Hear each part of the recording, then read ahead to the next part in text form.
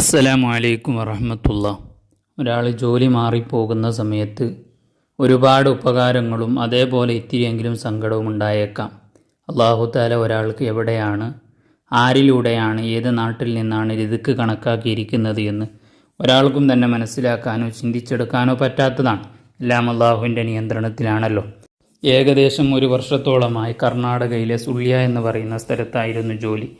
ഇൻഷാ അല്ലാഹ് ഇനി മുതൽ കർണാടകയിലെ തന്നെ KC നഗർ എന്ന് പറയുന്ന ഒരു സ്ഥലത്താണ്.